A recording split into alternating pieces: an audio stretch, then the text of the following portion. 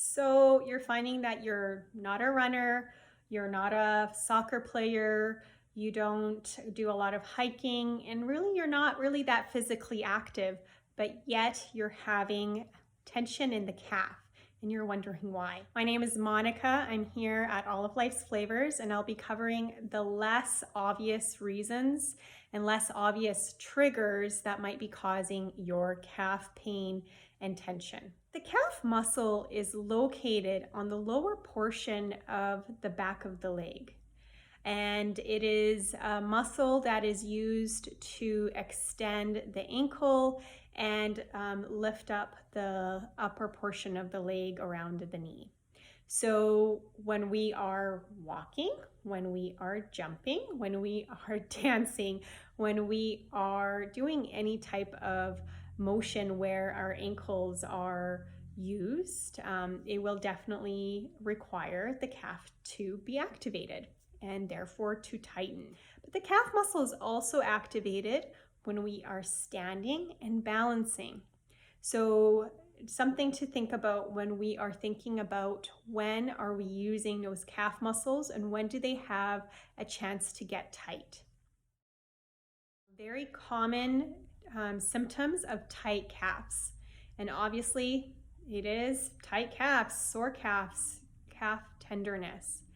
Another symptom that is very common is pain into the knee and tension around the heel and some discomfort into the foot, underneath the foot. Those can all be signs of tight calf muscles. Wearing high heels or shoe with a wedge can definitely tighten up the calves. But another thing that it does, it can throw off the balance or postural balance of the lower leg.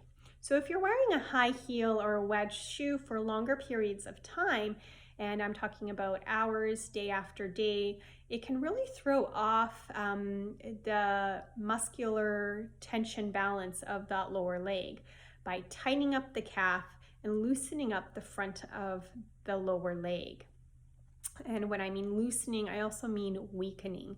So those muscles on the front of the leg are now weaker, and that tension in the calf is quite tight from basically overuse. So if you're not able to stop wearing high heels for whatever reason, great thing to do is stretching out the calves on a regular basis.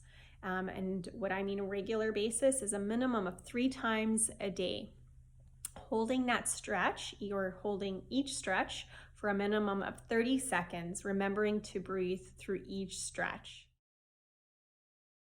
Another less obvious trigger is standing on concrete floors, standing and walking around on concrete floors. So a lot of times the first thing that comes into a lot of people's minds is warehouse workers.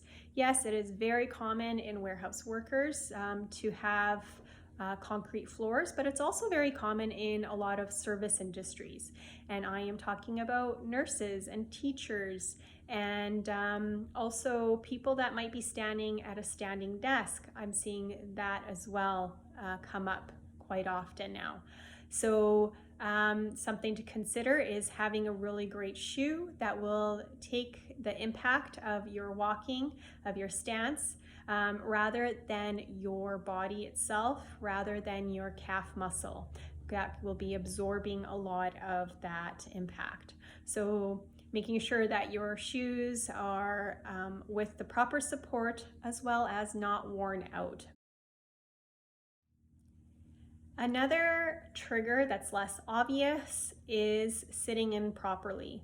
So a lot of times, some people with a chair that's not fitting them properly, so a chair that might be too high or too low for them, a lot of people will sit with having their feet underneath their chair, basically. So their knees are bent, their toes might be flexed, and all that weight is now on those flexed toes pushing against the floor. So if you're finding that you're doing that, it's a habit. It's going to take a while to get out of it. Basically, awareness goes a long way. Tuning in with yourself and scanning your posture every once in a while goes a long way. And when you do that, when you scan your posture, just making sure that your feet are flat on the floor, you're looking forward, and that you're not putting your feet underneath your chair. Lots of, again, stretches on a regular basis, about 3 times a day, 30 seconds, and remembering to breathe. So now that you've been made aware of the less obvious ways to tighten out your calves throughout the day, you can be more aware of them, stop the habits in their tracks if you need to, perhaps change your shoe wear, and increase the amount of stretching that you're doing. If you found this helpful, please like and share the information with anyone that might find this useful, which is anybody with tight calves. Hope you guys are doing well, and I'll talk to you soon. Bye.